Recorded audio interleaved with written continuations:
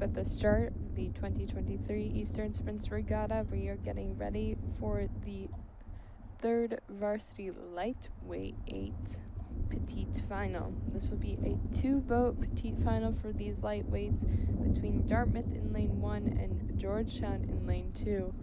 You can likely hear it in the microphone, but the wind up here in the first 500 meters is really starting to pick up at this point.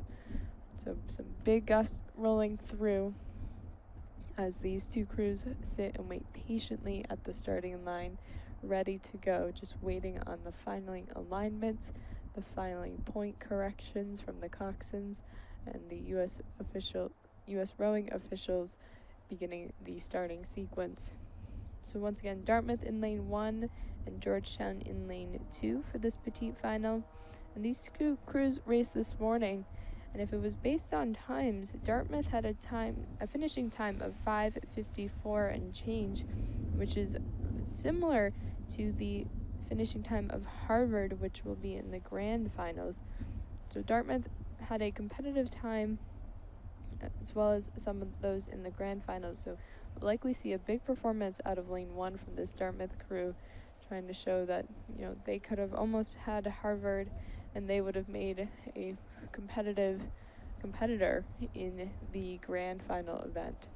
So it'll be Dartmouth in 1, Georgetown in lane 2, a 2-boat dual race between these crews in the lightweight third varsity 8s Petite final.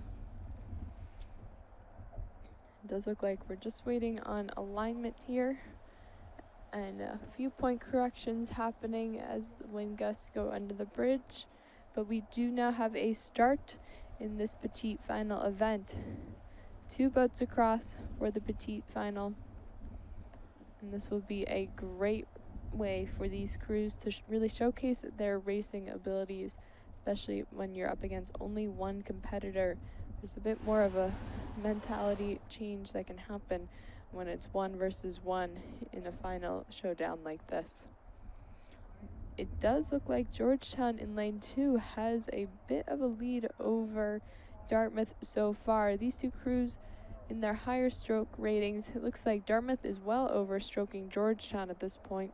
Georgetown switching gears into a lower stroke rate, more power per stroke type of situation happening from lane 2, while Dartmouth still rowing at a faster strokes per minute, haven't quite switched down into their race pace. It looks like they're starting to make that transition, but these two crews well matched here. Looks like Dartmouth has a slight lead and now Georgetown has a slight lead. So these two crews are likely going to go babble to babble down the whole course. These coxswains are going to be looking down at each other throughout the entire distance, making sure that they can get their crew to push their bow ball ahead. And as we approach the 500-meter mark, we're going to pass this over to Linda on the water to take you the rest of the way. A third level final for these lightweight 8s. It is Georgetown and Dartmouth pushing for places 7 and 8 in the lightweight EARC championship, third varsity lightweight 8.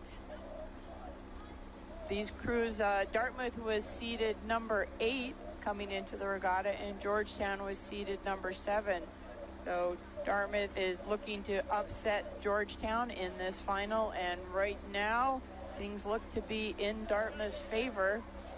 The boats are still quite close, and with the lightweight rowers, everyone will point out how evenly matched they are. Everyone weighed their crews, respective crews weighed the same amount yesterday afternoon during their weigh-in, pre-race weigh-in. But it looks to be Dartmouth taking a little bit more on each stroke as the crews move down the course. This is a challenging race to have just these two crews out here, but being side by side really makes the race a very special experience for the athletes. And we'll check on the stroke rates as the crews start to come to the halfway point. And we have Georgetown at about a 37 strokes per minute. Dartmouth first through the 1,000-meter mark Probably have about a half a length up on Georgetown right now. Dartmouth tapping along at a 37. These crews are pretty much going stroke for stroke. A lot of noise. The coxswains are making calls. They're looking, trying to get a little bit more. At this point, all you can do is try to row a little bit better. Everyone's rowing as hard as they can right now and max out the stroke rate for this endurance portion of the sprint race. Great to see these third level boats. A lot of walk-on rowers. I remember hearing from the coaches, fellas who were not recruited from high school, and yet here they are in these Division I programs racing in a spectacular event going on today on Lake Quinsigamond. And it remains a very tight race. Dartmouth cannot move away from Georgetown, and Georgetown has not really been able to push much into the lead. I'd say less than half a length separates these two crews as they move into the final quarter of the race. We'll throw it over to Dave, a former lightweight coach himself. Thanks, Dave. To the final 500 meters of the lightweight petite final in the third varsity 8.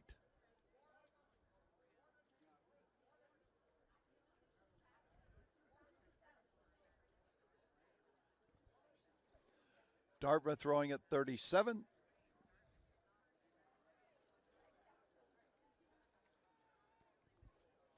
Georgetown also at 37. 400 meters out with some Jope Cup points on the line.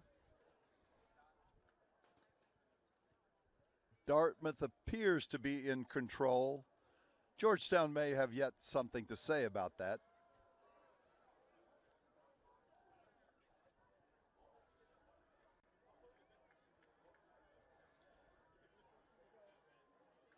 This race never broke apart the whole way. It's been two boats just fighting one another the whole way down.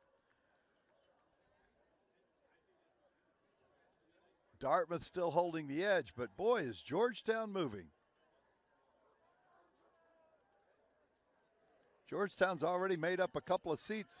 Dartmouth still holds the lead, but can it hold up? They've got only a deck.